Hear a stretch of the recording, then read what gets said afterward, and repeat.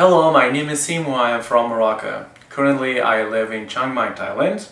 I grew up speaking Berber, Arabic, and French.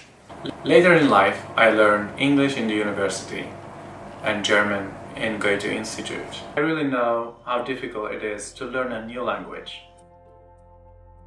You can't memorize a bunch of words and rules and expect to speak a language.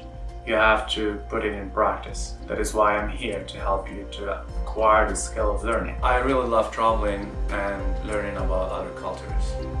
I spent the last 3 years living in different countries throughout Southeast Asia.